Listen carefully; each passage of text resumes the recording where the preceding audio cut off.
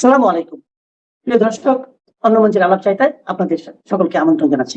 গত ৩-৪ মাসে আমার এই চ্যানেলে আমি ৩টি রাজনৈতিক পূর্বাভাস দিয়েছিলাম। ৩টির মধ্যে ২.৫টি সত্য হয়েছে, ২টো পুরো মিলেছে। তার প্রথমটি পশ্চিমবঙ্গ বিধানসভার নির্বাচনের আগাম ফল। যখন ভারতের এবং এই রাজ্যের নির্বাচন সমীক্ষা বিশারদরা, যেসব সংবাদ মাধ্যম এবং ভোট বিশেষজ্ঞরা যখন মমতার বিরাট বিজয়ের পূর্বাভাস দিচ্ছিলেন, তখন আমি বলেছিলাম বিজেপি ১৯০+ আসন পাবে, তাই পেয়েছে। আমি এই পূর্বাভাস দিয়েছিলাম যখন সবেমাত্র এসআইআর শুরু হতে চলেছে, তখনও শুরু হয়নি পশ্চিমবঙ্গে তখন। কারণ আমি জানতাম জানতাম যে বিহারের ফল এবং এসআইআরের ফল পশ্চিমবঙ্গে কতটা প্রভাব ফেলতে পারে। আমার দ্বিতীয় পূর্বাভাস ছিল মমতা হেরে গিয়েও পদ ছাড়বেন না, কারণ আমি জানতাম মমতার যা মানসিক গঠন, তাতে ক্ষমতার বাইরে গেলে তিনি মরে যাবেন। এই পরাজয় তিনি মানবেন না, ফলে পদও ছাড়বেন না। এ দুটো আমার মিলে যাওয়া পূর্বাভাস। আর আধখানা মিলেছে সেটা হলো, আমি বলেছিলাম ভোটে হেরে গেলে তার বেঁচে থাকার ইচ্ছাটা চলে যাবে। এমন হতে পারে তিনি নবান্নের 14 তলা থেকে ঝাঁপ দেবেন। সেটা হয়নি এজন্য যে 4 মে ফল প্রকাশের পর নবান্নে ওঠার সুযোগ আর পাননি তিনি। আর না উঠতে পারলে ঝাঁপ দেবেন কি করে? সুতরাং শুনেছি আমার পূর্বাভাসের খবরটি তখনও পর্যন্ত ভাবী মুখ্যমন্ত্রী যিনি ছিলেন, ভাবী মুখ্যমন্ত্রী শুভেন্দু অধিকারীর কাছে আমার এই পূর্বাভাস পৌঁছে দিয়েছিলেন আমার এক দর্শক। তারপর ঠিক হয় তৃণমূল মন্ত্রীদের প্রবেশ নবান্নে নিষিদ্ধ, কারণ তারা ফাইল চুরি করতে পারেন। প্রাক্তন মুখ্যমন্ত্রীও আর নবান্ন মুখ হননি, লাভ দেওয়াও হয়নি তার। এই জন্যেই বলেছি 2.5খানা পূর্বাভাস আমার সত্যি। আর তার জন্য এবারের এই 2026-এর এই জুলাই মাসে যে আন্দোলনে এখন সারা দেশ উত্তপ্ত, এই আন্দোলনের তীব্রতা দেখে অনেকেই জানতে চাইছেন, দাদা ভারত কি শ্রীলঙ্কা, বাংলাদেশ, নেপালের মতো হয়ে যাবে? মোদী সরকারের পতন কি অনিবার্য? নাকি আন্দোলনের তীব্রতায় ভয় পেয়ে ধর্মেন্দ্র প্রধানকে মন্ত্রিসভা থেকে বিদায় দিয়ে মোদী আপাতত এই যাত্রা বাঁচবেন? আমার বাংলাদেশের বহু বন্ধু এরই মধ্যে দেখতে পাচ্ছেন মোদী সরকার চলে যাচ্ছে, বিজেপির পতন হচ্ছে, কিন্তু যখন তাদের পাল্টে জিজ্ঞেস করছি, আরে বাবা মোদী না হয় চলে যাচ্ছে তোমরা বলছো, তা মোদী গেলে আসছেটা কে? সেটা কিছু ভেবেছো? তখন কোনো উত্তর কেউ দিতে পারছেন না। এই আলোচনায় প্রশ্ন 3টি। 1, ধর্মেন্দ্র প্রধান কি যাচ্ছেন চলে? 2, নরেন্দ্র মোদীর সরকার কি চলে যাচ্ছে? এবং 3, নরেন্দ্র মোদীর সরকার চলে গেলে কোন সরকার আসছে? আসুন এক এক করে 3টি প্রশ্নের উত্তরে যাই। প্রথমেই বলি, ঠিকই অবস্থা খুব খারাপ। ছাত্রদের জমায়েত আর শুধু ছাত্রদের নেই, অবশ্য প্রথম থেকেই এটা ছাত্রদের ছিল না, আমি এটা বিশ্বাস করি। সরকার বিরোধী সমস্ত শক্তিগুলো, তার মধ্যে দেশীয় আছে বিদেশিও আছে, এরা এখন একজোট হয়ে ছাত্রদের পিছনে, একেবারে বাংলাদেশের মতো। হয়তো হিংসা বাংলাদেশের মতো সেভাবে ছড়ায়নি, কিন্তু 24-এর ঢাকা আর 26-এর দিল্লির মধ্যে অনেক জায়গায় মিল দেখা যাচ্ছে, বিশেষত আন্দোলনে। এবং আন্দোলন শুধু দিল্লিতে আবদ্ধ নয়, ক্রমশ ছড়িয়ে পড়েছে রাজ্যে রাজ্যে, বিশেষ করে যেসব রাজ্যে বিজেপির সরকার। ব্যতিক্রমে এখনো পর্যন্ত পশ্চিমবঙ্গ, ইউপি এবং অসম, এর সঙ্গে আরও 2-1টা রাজ্য। 3 রাজ্যের এই মুখ্যমন্ত্রী 3 জন, তারা বড় জবরদস্ত। সেটা আন্দোলন এই রাজ্যগুলোতে, এই 3টি রাজ্যে না ছড়িয়ে পড়ার বড় একটা কারণ। আন্দোলন বন্ধ করার সবচেয়ে বড় শর্ত আন্দোলনকারীরা দিয়েছে, শিক্ষামন্ত্রী ধর্মেন্দ্র প্রধানকে পদ থেকে হটাতে হবে। কিন্তু সরকারের তেবর দেখে স্পষ্ট যে ধর্মেন্দ্র প্রধান যাচ্ছেন না, তিনি থাকছেন, সরকার তাকে হটাবে না। সরকার কেন এত অনড় কেন? একটা মানুষকে হটালে যদি আন্দোলন বন্ধ হয়, শান্তি ফিরে আসে, তখন সরকার কেন সেই দাবি মানছে না? এটাই তো দাবি মানা উচিত। কেন সরকার প্রতিজ্ঞা করেছে যে আন্দোলন যতই হোক না কেন, যতই ছড়িয়ে পড়ুক, এখনই ধর্মেন্দ্র প্রধানকে সরানো হবে না, বরং যত বেশি তার পদত্যাগের দাবি উঠছে, বিজেপি নেতৃত্ব তত বেশি তার পাশে গিয়ে দাঁড়াচ্ছে। প্রশ্ন, কেন? ধর্মেন্দ্র প্রধান কি বিজেপির কাছে একেবারে অপরিহার্য মুখ, নাকি তাকে সরানো মানে আন্দোলনের কাছে নরেন্দ্র মোদী সরকারের আত্মসমর্পণ, নাকি এর পেছনে আছে আরো গভীর এক রাজনৈতিক দর্শন? কি সেই রাজনৈতিক দর্শন? সম্ভবত বিজেপির দর্শন হলো, নরেন্দ্র মোদীর দর্শন হলো, রাস্তায় ভিড় করে, সামাজিক মাধ্যমে ঝড় তুলে, কিংবা বিরোধীদের দ্বারা চাপ সৃষ্টি করে মোদী সরকারের মন্ত্রীকে নির্বাসন দেয়া যাবে না। আজকের আলোচনায় আমরা শুধু ধর্মেন্দ্র প্রধানের ভবিষ্যৎ বিচার করব না, আমরা দেখব স্বাধীন ভারতের রাজনীতিতে নৈতিক দায়, এই দায়ের কথা আবার অনেকে বলছেন, তার উদাহরণ দিচ্ছেন। আসবো সেই প্রসঙ্গে।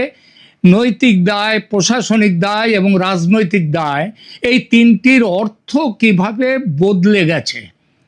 এক সময় রেল দুর্ঘটনার পরে লাল বাহাদুর শাস্ত্রী পদত্যাগ করেছিলেন। 1999 সালে আবার ভয়াবহ গাইসাল রেল দুর্ঘটনার পর রেলমন্ত্রী নীতিশ কুমার তার পদ ছেড়েছিলেন। আবার 2G স্পেকট্রাম বিতর্কে প্রবল রাজনৈতিক চাপে মন্ত্রিত্ব ছাড়তে হয়েছিল ইউপিএ সরকারের টেলিকম মন্ত্রী এ রাজাকে। তাহলে প্রশ্নপত্র ফাঁস, পরীক্ষা বাতিল এবং ছাত্রদের আন্দোলনের, এত বড় আন্দোলনের পরেও ধর্মেন্দ্র প্রধান কেন থেকে যাবেন? কেন তাকে রাখার জন্য এত চেষ্টা? এই প্রশ্নের উত্তর শুধু একজন মন্ত্রীর মধ্যে নেই, এর উত্তর লুকিয়ে আছে বিজেপির দর্শন, তার ক্ষমতা পরিচালনার চরিত্রে। সেটা কি রকম? বর্তমান আন্দোলনের তাৎক্ষণিক কেন্দ্রবিন্দু হলো প্রতিযোগিতামূলক পরীক্ষা নিট। এই নিটে অনিয়ম, বিশেষত মেডিকেল প্রবেশিকা পরীক্ষা নিট ঘিরে প্রশ্নপত্র ফাঁস ও পরীক্ষা বাতিলের অভিযোগ। প্রতিবেদন অনুযায়ী পরীক্ষাটিতে 22 লক্ষেরও বেশি পরীক্ষার্থী ছিল। পরীক্ষা বাতিল হওয়ায় শুধু একটি পরীক্ষার সময়সূচি বদলায়নি, বহু ছাত্রের দীর্ঘ প্রস্তুতি, অর্থ ব্যয়, মানসিক স্থিতি এগুলো ভেঙে পড়েছে। এই ক্ষোভের সঙ্গে আরও কয়েকটি পুরনো ক্ষোভ যুক্ত হয়েছে, যেমন চাকরির পরীক্ষা বারবার পিছিয়ে যাওয়া, বিভিন্ন রাজ্যে প্রশ্নপত্র ফাঁস। মনে রাখবেন, এই ফাঁসের মধ্যে আবার বিজেপির রাজ্যগুলো ছাড়াও কিন্তু অন্যদের রাজ্যও রয়েছে যারা এই আন্দোলনের পেছনে। এরপরে কোচিং ক্লাস নির্ভর শিক্ষা ব্যবস্থা, পরীক্ষা পরিচালনাকারী প্রতিষ্ঠানের বিশ্বাসযোগ্যতা এবং শিক্ষিত যুবকদের কর্মসংস্থানের সংকট, সবগুলো একসাথে মিলে আছে। ফলে এটি আর শুধু একটি পরীক্ষা নিয়ে প্রতিবাদ নেই, এটি হয়ে উঠেছে শিক্ষা ব্যবস্থা, নিয়োগ ব্যবস্থা এবং রাজনৈতিক প্রতিষ্ঠানের বিরুদ্ধে এক বৃহত্তর যুব অসন্তোষ। আন্দোলনের সঙ্গে যুক্ত হয়েছে তথাকথিত ককরোচ আন্দোলন বা ককরোচ জনতা পার্টি। আন্দোলনকারী ককরোচরা তাদের নিজেদের নাম দিয়েছে ককরোচ, অবমাননাকর অভিধা নিজেদের রাজনৈতিক পরিচয়ে পরিণত করেছেন। এর মধ্যে রয়েছে একটা তীব্র শ্লেষ বা ব্যঙ্গ। এই আন্দোলনের সমর্থনে সোনাম ওয়াংচুক অনশনে নেমেছেন এবং তার হাসপাতালে নিয়ে যাওয়াকে কেন্দ্র করে, যদিও সেটা আবার হাইকোর্টের অর্ডারই হয়েছে, তাহলে নতুন বিতর্ক তৈরি হচ্ছে। তো বিতর্ক তৈরি তো হবেই, একটা আন্দোলনে তো বিতর্ক তৈরি হবেই। এবং বিভিন্ন শহরে বিক্ষোভ এবং আটক হওয়ার খবরও এসেছে।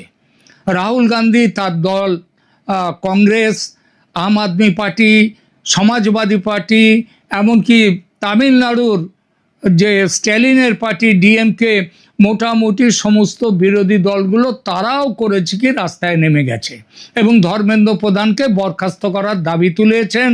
প্রধানমন্ত্রীর বাসভবন অবরোধ হয়েছে কংগ্রেসের নেতৃত্বে। অর্থাৎ বর্তমান আন্দোলনে বাস্তব ছাত্র অসন্তোষ আছে, আবার বিরোধী দলগুলোর রাজনৈতিক সুযোগ সন্ধানও আছে। আন্তর্জাতিক শক্তি বা ডিপ স্টেটের জড়িত থাকার সম্ভাবনাও আছে। বিজেপি জানে আন্দোলনকে পুরোপুরি বিরোধীদের ষড়যন্ত্র বলে উড়িয়ে দিলে মানুষের ক্ষোভ আরও বাড়বে। আবার আন্দোলনের দাবি মেনে শিক্ষামন্ত্রীকে সরিয়ে দিলে বিরোধীরা বলবে সরকার পরাজিত হয়েছে। আর এই দ্বন্দ্বের মধ্যেই ধর্মেন্দ্র প্রধানের ভবিষ্যৎ নির্ধারিত হবে। মন্ত্রীর পদত্যাগ এটা আইনি বাধ্যবাধকতা না রাজনৈতিক রীতি? ভারতে কোনো প্রশ্নপত্র ফাঁস হলে শিক্ষামন্ত্রীকে অবশ্যই পদত্যাগ করতে হবে, সংবিধানে এমন কোনো বিধান নেই। এবং প্রশ্নপত্র ফাঁস যে শুধু ভারতে হয় তা নয়, ইউরোপ আমেরিকার মতো দেশের বড় বড় প্রশ্নপত্র সেখানেও ফাঁস হয়েছে, কিন্তু সেখানে শিক্ষামন্ত্রী কিংবা পদত্যাগের কোনো নিয়ম নেই। এমনকি যেসব সংস্থার প্রশ্নপত্র ফাঁস হয়েছে তাদের প্রধান পদে যারা বসে আছেন তারাও পদত্যাগ করেননি। তাদের ওখানে মূল প্রশ্ন পদত্যাগ কেন, প্রশ্নপত্র ফাঁস হলো সেগুলো দেখা, সেই জায়গাগুলো ধরা, যারা ফাঁস করেছে তাদেরকে আইনের মুখে নিয়ে আসা। পদত্যাগ করলে কোনো কিছু হয় না, এটা তাদের নিয়ম। কিন্তু ভারতের আবার অন্যরকম। মন্ত্রী পদে থাকবেন কি থাকবেন না একটা কেলেঙ্কারির পর সেটা একটা বড় জিনিস, কিন্তু সেটা শেষ পর্যন্ত হয়ে যায় প্রধানমন্ত্রীর রাজনৈতিক সিদ্ধান্ত। সংসদীয় গণতন্ত্রে মন্ত্রিসভা যৌথভাবে লোকসভার কাছে দায়বদ্ধ, কিন্তু নির্দিষ্ট কোনো বিভাগের প্রশাসনিক ব্যর্থতার জন্য সংশ্লিষ্ট মন্ত্রী নৈতিক দায় নেবেন কি না সেটি মূলত একটি সাংবিধানিক রীতির প্রশ্ন। আইন তাকে বাধ্য করে না, আবার রাজনৈতিক সংস্কৃতি তাকে বাধ্য করতে পারে, জনমত তাকে বাধ্য করতে পারে, প্রধানমন্ত্রী তাকে বাধ্য করতে পারেন। আমাদের ভারতে এর সব কটার উদাহরণ আছে। কিন্তু বর্তমান ভারতীয় রাজনীতিতে নৈতিক দায় আর স্বয়ংক্রিয়ভাবে পদত্যাগে পরিণত হওয়ার রাজনীতিটা নেই। সরকার বলতে পারে প্রশ্নপত্র ফাঁস করেছে অপরাধ চক্র, তদন্ত করবে পুলিশ অথবা কেন্দ্রীয় তদন্তকারী সংস্থা, দোষীদের শাস্তি হবে, পরীক্ষা পরিচালনার ব্যবস্থার সংস্কার করা হবে। কিন্তু মন্ত্রী নিজে তো আর প্রশ্নপত্র ফাঁস করেননি, অতএব তাকে সরানোর দাবিটা রাজনৈতিক, আইনি নয়। এই যুক্তি সম্পূর্ণ অযৌক্তিক নয়, যথেষ্ট যুক্তি আছে। কিন্তু পাল্টা প্রশ্নও আছে, কোনো মন্ত্রীর দায় কি শুধু ব্যক্তিগত অপরাধে সীমাবদ্ধ? তার অধীনস্থ ব্যবস্থায় বারবার বিপর্যয় ঘটলেও কি তিনি বলতে পারেন আমি নিজে তো প্রশ্নপত্র ফাঁস করিনি? মন্ত্রী যদি শুধু সাফল্যের কৃতিত্ব নেন কিন্তু ব্যর্থতার দায় না নেন, সেটা না নিয়ে অধস্তন কর্মীদের ওপর চাপিয়ে দেন, তাহলে সংসদীয় জবাবদিহি শব্দটার অর্থ কি? আর এই বিতর্কটাই আজকের আলোচনার মূল কেন্দ্রে আছে। চলুন ফিরে যাই 1956 সালে। লাল বাহাদুর শাস্ত্রী তখন ভারতের রেলমন্ত্রী। প্রথমে মেহবুবনগরে ভয়াবহ রেল দুর্ঘটনা ঘটল, শাস্ত্রী পদত্যাগের প্রস্তাব দিলেন, প্রধানমন্ত্রী জওহরলাল তা গ্রহণ করলেন না। কয়েক মাস পরে তামিলনাড়ুতে আরও একটি ভয়াবহ রেল দুর্ঘটনা ঘটল, শতাধিক মানুষের মৃত্যু হলো, শাস্ত্রী আবার পদত্যাগ করলেন। এবার কিন্তু নেহেরু তার পদত্যাগপত্র গ্রহণ করলেন। শাস্ত্রী ট্রেন চালাচ্ছিলেন না, তিনি সিগন্যাল দেখেননি, পরিচালনা করেননি, রেল লাইনের রক্ষণাবেক্ষণও তিনি ব্যক্তিগতভাবে করেননি। তবু তিনি কি বলেছিলেন দপ্তরের সর্বোচ্চ রাজনৈতিক দায়িত্ব তার পদত্যাগ গৃহীত হয়। পরবর্তী সময়ে এই ঘটনাটি ভারতের সংসদীয় ইতিহাসে নৈতিক দায় গ্রহণের অন্যতম গুরুত্বপূর্ণ উদাহরণ হয়ে ওঠে। তবে এখানেও একটি সতর্কতা প্রয়োজন। শাস্ত্রীর যুগকে অতিরিক্ত রোম্যান্টিক করে দেখা উচিত নয়।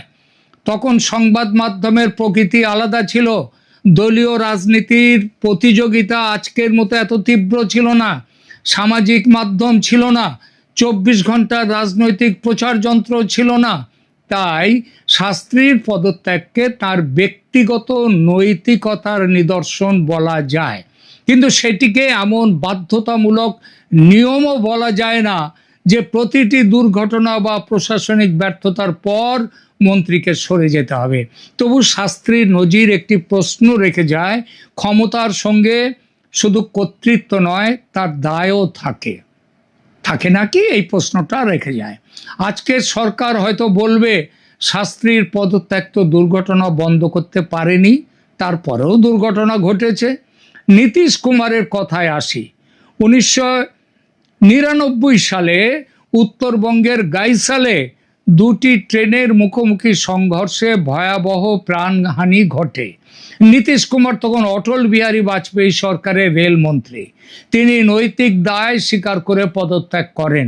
এখানেও তিনি দুর্ঘটনার প্রত্যক্ষ কারিগর ছিলেন না, কিন্তু রাজনৈতিকভাবে বলেছিলেন রেল মন্ত্রক আমার অধীন, দায় আমার। নীতিশ কুমারের এই পদক্ষেপকে অনেকেই লাল বাহাদুর শাস্ত্রীর নজিরের সঙ্গে মিলিয়ে দেখেন। কিন্তু একটি কথা মনে রাখতে হবে, নীতিশ কুমার তখন বিজেপির সদস্য ছিলেন না, তিনি এনডিএ জোটের শরিক সমতা পার্টির নেতা ছিলেন। জোট রাজনীতিতে একজন শরিক দলের নেতা পদত্যাগ করলে প্রধানমন্ত্রীর ব্যক্তিগত কর্তৃত্ব ততটা প্রশ্নের মুখে পড়ে না, যতটা নিজের দলের কোনো গুরুত্বপূর্ণ মন্ত্রীকে আন্দোলনের চাপে সরালে তাকে পড়তে হয়। অর্থাৎ নীতিশের পদত্যাগ ছিল নৈতিক পদক্ষেপ, কিন্তু তার রাজনৈতিক পরিপ্রেক্ষিত ধর্মেন্দ্র প্রধানের পরিস্থিতির সঙ্গে এক নয়। ধর্মেন্দ্র প্রধান বিজেপির দীর্ঘদিনের সংগঠক। তিনি শুধুই একটি মন্ত্রকের প্রশাসনিক প্রধান নন, তিনি দলের রাজনৈতিক সম্পদ। এই পার্থক্যটা অত্যন্ত গুরুত্বপূর্ণ। এবার আরেকটি উদাহরণে আসি, এটি হলো এ রাজার পদত্যাগ। 2010 সালে দ্বিতীয় ইউপিএ সরকারের সময় টেলিকম মন্ত্রী ছিলেন এ রাজা। তাকে ঘিরে 2G স্পেকট্রাম বরাদ্দ বিতর্ক তীব্র হয়ে ওঠে, ঘুষের অভিযোগ ওঠে, বিরোধীরা সংসদ অচল করে দেয়। অডিট রিপোর্টে বিপুল সম্ভাব্য রাজস্ব ক্ষতির হিসাব সামনে আসে। সংবাদ মাধ্যমে প্রবল চাপ তৈরি হয়। শেষ পর্যন্ত এ রাজা পদত্যাগ করেন। তিনি অবশ্য অভিযোগ অস্বীকার করেছিলেন এবং বলেছিলেন তিনি আইন মেনেই সমস্ত সিদ্ধান্ত নিয়েছিলেন। পরবর্তীকালে বিশেষ আদালতে এ রাজা এবং অন্য অভিযুক্তরা বেকসুর খালাস পান। ফলে একটি গুরুত্বপূর্ণ শিক্ষা পাওয়া যায়, পদত্যাগ মানেই অপরাধ স্বীকার করে নেওয়া নয়। এ রাজার পদত্যাগ হয়েছিল প্রচণ্ড রাজনৈতিক চাপের মধ্যে, সেটা শাস্ত্রীর মতো নিখাদ নৈতিক দায়িত্ব গ্রহণ ছিল না। ইউপিএ সরকার বুঝেছিল এ রাজাকে রেখে দিলে সংসদ চালানো এবং সরকারের ভাবমূর্তি রক্ষা করা কঠিন হবে। এটা মনমোহন সিং সরকারের দুর্বলতা ছিল। আর এখানেই মোদী সরকারের সঙ্গে মনমোহন সরকারের মূল পার্থক্য। ইউপিএ বিরোধী চাপ, জোট সঙ্গীর চাপ এবং সংবাদপত্রের চাপ সামলে আপোষ করেছে। আর মোদী সরকারের রাজনৈতিক সংস্কৃতি আপোষ নয়, নিয়ন্ত্রণকে গুরুত্ব দেয়া। ইউপিএ ভাবত একজন মন্ত্রীকে সরিয়ে সরকারকে বাঁচানো যাবে, আর মোদী সরকার ভাবে একজন মন্ত্রীকে চাপের মুখে সরিয়ে দিলে সরকারের কর্তৃত্ব দুর্বল হয়ে যায়। এই দুই দৃষ্টিভঙ্গির পার্থক্য না বুঝলে ধর্মেন্দ্র প্রধানের প্রশ্নটি বোঝা যাবে না। নরেন্দ্র মোদীর নেতৃত্বাধীন বিজেপির একটি সুস্পষ্ট রাজনৈতিক বৈশিষ্ট্য রয়েছে। সরকারকে এমনভাবে উপস্থাপন করে নরেন্দ্র মোদীর সরকার যেন সিদ্ধান্তের কেন্দ্র একটাই এবং অভিন্ন। মন্ত্রীদের পৃথক রাজনৈতিক অস্তিত্ব এখানে খুব সীমিত। ওই জন্যই বলে না বারবার, বিজেপি সরকারের থেকে বড় প্রশ্ন, বড় নাম এই সরকারের হচ্ছে মোদী সরকার। সরকারের সাফল্য নরেন্দ্র মোদীর সাফল্য। আবার কোনো মন্ত্রীর প্রকাশ্য বরখাস্ত প্রধানমন্ত্রীর বরখাস্ত হওয়ার মতো, প্রধানমন্ত্রীর সিদ্ধান্তের ব্যর্থতা। ধর্মেন্দ্র প্রধানকে কে শিক্ষামন্ত্রী করেছেন? প্রধানমন্ত্রী। তাকে মন্ত্রিসভায় রেখেছেন কে? প্রধানমন্ত্রী। এখন আন্দোলনের চাপে তাকে সরানো হলে বিরোধীরা শুধু ধর্মেন্দ্র প্রধানের পরাজয় হয়েছে বলবে না, তারা বলবে নরেন্দ্র মোদী ছাত্রদের চাপের কাছে মাথা নত করেছেন। এবং নরেন্দ্র মোদীর ওই 56 ইঞ্চি বুকের ছাতি তখন সংকুচিত হয়ে যাবে। বিজেপি এই দৃশ্য তৈরি করতে চাইবে না। বিজেপির রাজনৈতিক ভাষায় সরকারকে দৃঢ়, সিদ্ধান্ত নিতে সক্ষম এবং চাপ প্রতিরোধী সরকার হিসেবে দেখানো হয়। অর্থাৎ এই সরকার 56 ইঞ্চি বুকের পাটার সরকার। কৃষক আন্দোলন হোক, নাগরিকত্ব আইন বিরোধী প্রতিবাদ হোক কিংবা অন্যান্য গণ আন্দোলন, সরকার সাধারণত তাৎক্ষণিক ব্যক্তিগত বলির পাঁঠা তৈরি করে সরকার বাঁচাতে চায়নি। কোনো নীতি বদলাতে হলেও সরকার নিজের সময় এবং নিজের ভাষায় তা করে। এই রাজনৈতিক কৌশলের একটি সুবিধা আছে, এতে সরকারকে দুর্বল দেখায় না, দেখায় সবল, প্রবল। এবার বলি ধর্মেন্দ্র প্রধান কেন গুরুত্বপূর্ণ।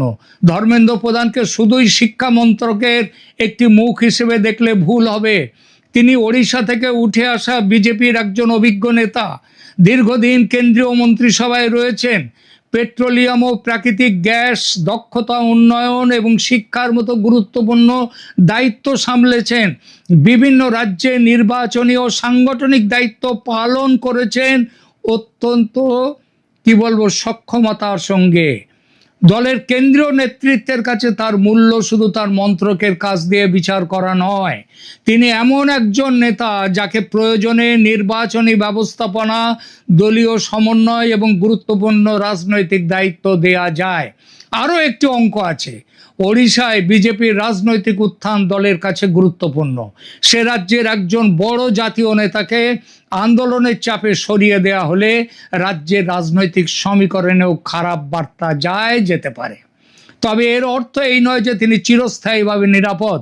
মোদী মন্ত্রিসভায় কাউকেই অপরিহার্য বলা যায় না, কিন্তু তাকে কখন সরানো হবে এবং কিভাবে সরানো হবে সেটা বিজেপি নিজের সিদ্ধান্ত হিসেবে দেখাতে চাইবে। আন্দোলনের স্লোগানের প্রত্যক্ষ ফল হিসেবে সেসব ব্যবস্থা বিজেপি নেবে না। এখনই সরালে বিজেপির 5টি রাজনৈতিক ক্ষতি। প্রথম ক্ষতি, আন্দোলনের বিজয় স্বীকার ধর্মেন্দ্র প্রধান এখন পদত্যাগ করলে আন্দোলনকারীরা বলবেন সরকার আমাদের দাবি মেনেছে। এটি আন্দোলনকে আরও শক্তি দেবে এবং অন্য বিষয়ে আন্দোলন করছে যারা তাদেরকেও দেখাবে, তাদের কাছে এই বার্তা দেবে যে যথেষ্ট চাপ তৈরি করতে পারলে কেন্দ্রীয় মন্ত্রীকে সরানো সম্ভব, বিজেপির মাথা নোয়ানো সম্ভব। এমন নজির বিজেপি তৈরি করতে চাইবে না। দ্বিতীয় ক্ষতি, রাহুল গান্ধীর হাতে রাজনৈতিক অস্ত্র তুলে দেয়া। রাহুল গান্ধী প্রকাশ্যে ধর্মেন্দ্র প্রধানের বরখাস্ত দাবি করেছেন। এখন তাকে সরালে কংগ্রেস বলবে সরকার বিরোধী নেতার বক্তব্যের সত্যতা এই সরকার মেনে নিয়েছে। বিজেপি রাহুল গান্ধীকে এমন সহজ রাজনৈতিক জয় দেবে না। তৃতীয় ক্ষতি, আন্দোলনের এই পর্যায়ে মন্ত্রীকে সরালে নতুন প্রশ্ন উঠবে, তাকে এতদিন রাখা হয়েছিল কেন? কেন এত হাঙ্গামা করবার সুযোগ দেয়া হলো? সরকার কি আগে সমস্যার গুরুত্ব বুঝতে পারেনি? অর্থাৎ বরখাস্ত এই সমস্যার সমাধান করলেও নতুন রাজনৈতিক সমস্যা এবং প্রশ্ন তৈরি করবে। চতুর্থত, প্রশ্নপত্র ফাঁস একটা বৃহত্তর অপরাধ চক্র, প্রশাসনিক গাফিলতি এবং প্রযুক্তিগত দুর্বলতার ফল।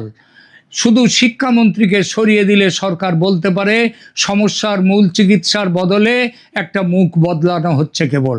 তাই সরকার তদন্ত করবে, বলেছে ফাস্ট ট্র্যাক কোর্টে বিচার করবে, পরীক্ষা সংস্কার করবে, নিট পরীক্ষার ডিজিটাল পরীক্ষার ব্যবস্থা করবে, কঠোর আইনের পথে যেতে চাইবে। মনে রাখবেন, কেন্দ্র 2024 সালে public examination prevention of unfair means act কার্যকর করেছিল, যার উদ্দেশ্য ছিল সরকারি পরীক্ষায় সংগঠিত অনিয়ম ঠেকানো। কিন্তু আইন থাকলেই প্রয়োগ সবসময় সফল হয় না, এখানেও হয়নি। ফলে সামগ্রিকভাবে অন্য মন্ত্রীরা যথা আইনমন্ত্রী বা স্বরাষ্ট্রমন্ত্রীর মাথা নেয়ার দাবিও উঠবে। বলা হবে কেন এইটা সাফল্যমণ্ডিত হয়নি এই আইন। পঞ্চম ক্ষতি, বিজেপির মন্ত্রীরা যদি মনে করেন সামাজিক মাধ্যমের চাপ বা রাস্তার আন্দোলনে তাদের পদ চলে যেতে পারে, তাহলে প্রশাসনিক সিদ্ধান্ত গ্রহণেও সতর্কতা এবং ভীতি বাড়তে পারে। মোদী নেতৃত্ব সাধারণত মন্ত্রীদের এই বার্তাই দিতে চায়, আপনি নেতৃত্বের আস্থা হারালেই চলে যাবেন, বিরোধীদের দাবিতে আপনাকে সরানো হবে না। মন্ত্রীদের দেয়া এই ভরসাটা মন্ত্রীদের কাছে এটা সরকারের একটা বড় শক্তি। মন্ত্রীরা মনে করেন সরকার আমাদের পাশে। সুতরাং ধর্মেন্দ্র প্রধানকে সরানো হবে না, তাকে তাড়ানো হবে না, তাড়াবে না বিজেপি।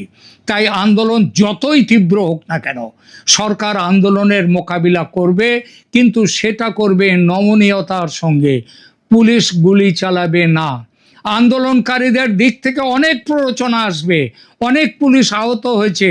আন্দোলনকারীরা বিভিন্ন তাদের নানা ভিডিও ছড়িয়ে এসেছে, বাজারে ছড়িয়ে এসছে, যে সেখানে তারা ছুরি ছোরা ইত্যাদি লাঠি নানা রকম অস্ত্র নিয়ে আসছে। তাহলেও পুলিশ সংযম থেকেছে। পুলিশ প্ররোচনায় পা দেয়নি, দেবে না। আর সেনা নামিয়ে আন্দোলনকারীদের হাতে অস্ত্রও তুলে দেবে না কেউ। নরেন্দ্র মোদীর ভবিতব্য তাই শেখ হাসিনার পথে যাবে না। আর এটাই আমাদের আজকের দ্বিতীয় প্রশ্ন। এই আন্দোলন কি বিজেপি মন্ত্রিসভার পতন ঘটাতে পারে? আমার উত্তর না, কখনোই না। কারণ ভারত ওই বাংলাদেশ, নেপাল, শ্রীলঙ্কা, পাকিস্তানের মতো ছোট্ট দেশ নয়। এখানে একটা শক্ত সাংবিধানিক ব্যবস্থা চালু আছে। এখানে সেনাবাহিনী ব্যারাকে থাকে। ওয়াকার উজ্জামানের মতো রাজনীতিতে মাথা গলায় না। দেশের রাজনীতিতে ভারতের সেনার কোনো ভূমিকা নেই। সেনা কখনো ভারতে কোনো অভ্যুত্থান ঘটাতে পারেনি, পারে না, পারবে না, এবং তাদের সেই ইচ্ছা এবং সুযোগও নেই। সুতরাং বিজেপির সরকার থাকছে এবং থাকবে। কারো ক্ষমতা নেই এই সরকারকে হটানোর। তাই যত খুশি ওই মেটিকুলাস ডিজাইনের মতো ষড়যন্ত্র হোক না কেন, এই সরকার চলে যেতে পারে একমাত্র তখনই যদি পার্লামেন্টে সংখ্যাগরিষ্ঠতা হারায়। সেই সম্ভাবনাও এখন সুদূর পরাহত। আর পার্লামেন্টে না হারাতে পারলে বিজেপির সরকার থাকবে সেই 2029 পর্যন্ত। এবং 2029-এর ভোটে যদি হারে, তাহলেই বিজেপি চলে যাবে, সরকার আসবে না। কোনো রাস্তার আন্দোলন, তা সে যত তীব্র হোক না কেন, যদি কয়েকশো বা কয়েক হাজার মানুষের মৃত্যু হয়, তাহলেও ভারতে কোনো ওয়াকার উজ্জামান জন্ম নেবে না, যে তার প্রধানমন্ত্রীকে মেরে ফেলার বা তাড়াবার ষড়যন্ত্রে লিপ্ত হবে। আমার বাংলাদেশের বন্ধুরা যারা খুব খুশি হচ্ছেন এই আন্দোলন দেখে, এবং এই আন্দোলনে মোদী সরকারের পতনের ছবি দেখতে পাচ্ছেন, তাদের বলি, মনে রাখবেন, ভারত আর বাংলাদেশে রাজনৈতিক সংস্কৃতির আসমান জমিন ফারাক। এবার তৃতীয় প্রশ্নের আলোচনায়। মোদী সরকারের পতন হয়েছে, যদি তর্কের খাতিরে মেনেও নিই এই কথা, তাহলে ক্ষমতার দখল কে নেবে? ভারতের সংবিধানে কেন্দ্রে রাষ্ট্রপতির শাসনের কোনো বিধান নেই, অন্তর্বর্তী সরকারের কোনো বিধান নেই, এখানে উচ্চাকাঙ্ক্ষী কোনো সেনাপ্রধান নেই, এখানে মোহাম্মদ ইউনূসের লেভেলের কোনো মার্কিন দালাল নেই। সুতরাং মোদিকে গায়ের জোরে হটিয়ে অন্য কোনো স্টপ গ্যাপ অন্তর্বর্তী মন্ত্রিসভা এখানে আসতে পারে না। এখানে বিজেপি মন্ত্রিসভা থাকবে পরের ভোট পর্যন্ত, এবং সেই ভোটে বিজেপি দেখবেন আরো বড় সংখ্যাগরিষ্ঠতা নিয়ে ক্ষমতায় ফিরবে। কে হবেন প্রধানমন্ত্রী সেদিন, মোদি না যোগী না অমিত শাহ, সেটা আমি ঠিক করব না। এই প্রসঙ্গে নাম উঠে আসছে হেমন্ত বিশ্ব শর্মারও, আমার তা মনে হয় না। আমার মনে হয় এখানে দুটো নাম সেখান থেকেই ঠিক হবে, এক যোগী আর এক অমিত শাহ, এর বাইরে আর কেউ নেই। আর সেটা ঠিক করবে বিজেপি, আরএসএস। কিন্তু কথাটা হলো, ককরোচ পার্টি ও বিরোধীরা আন্দোলনের নামে যত হিংসা ছড়াবে, মানুষ তত ক্ষিপ্ত হবে এই বিরোধী শক্তির ওপর যারা দেশে অরাজকতা তৈরি করছে। এবং তার ফল কি? ফল বিজেপিকে আরো বেশি করে সমর্থন করা। আমার কথাগুলো লিখে রাখুন, পরে মিলিয়ে নেবেন। ধন্যবাদ।